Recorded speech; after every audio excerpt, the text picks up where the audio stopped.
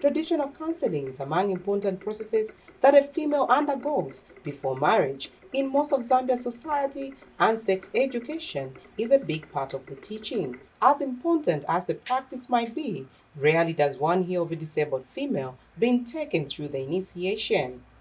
Margaret Namangolwa and Florence Mwikisa of Livingstone's Ngwenya Township have been traditional marriage counselors for over 3 decades. They say they have never been brought a disabled girl or woman to teach. The women say they can only teach a female whose parents or relatives have requested for their services, without which their hands are tied. Alwani kulailira lihole kono ashemi babona abalutisiza bona nikubona buhole babona mu bwinezi lwakona kulailira. We do not refuse to counsel disabled women. A counselor cannot ask to counsel someone. It is the family of those seeking counsel that approach the counselors. Nife mwana hao ni omulailira obona kisiwole akuna pale ntene lwa mwezi fateni anatire kutobulira kuli amunirailire mwanake kisiwole.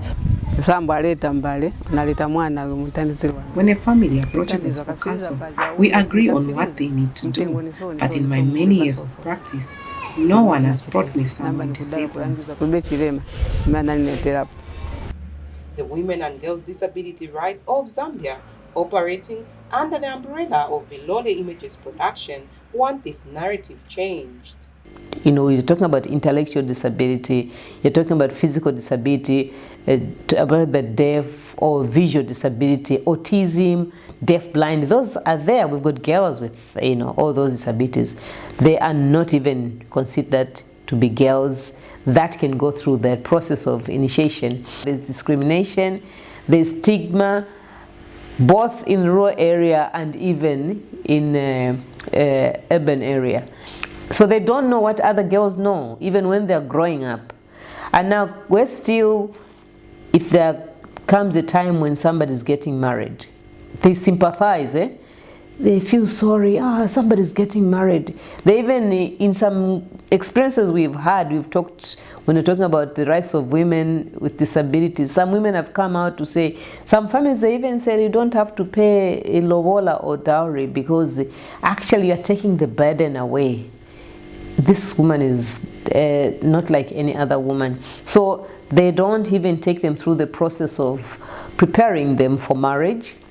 You know, like you've kitchen parties, there's a few nowadays, but most of the time, even through the traditional ceremony of the woman going through the dances and going through the culture training and teaching, they don't, because they are not expected to be married, they are not expected to love or to be loved. Dr. Fesre Nkole is Livingstone District Health Director.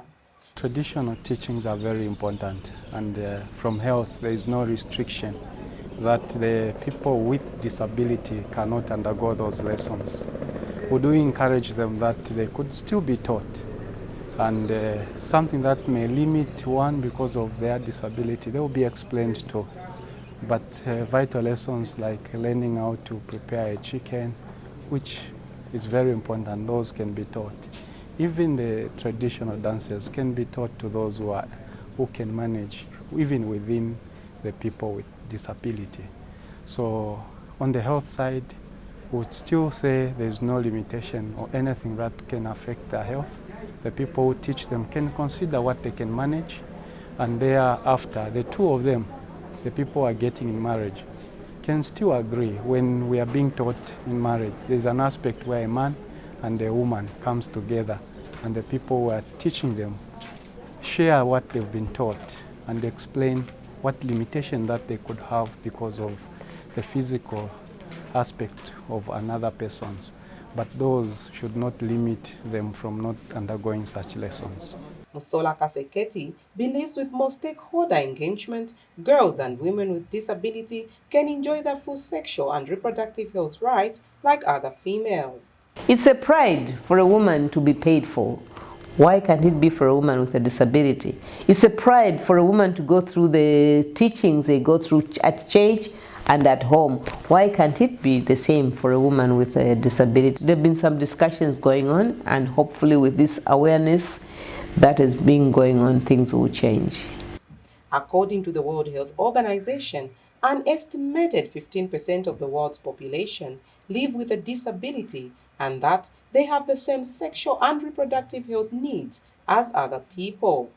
Yet, they often face barriers to information and services.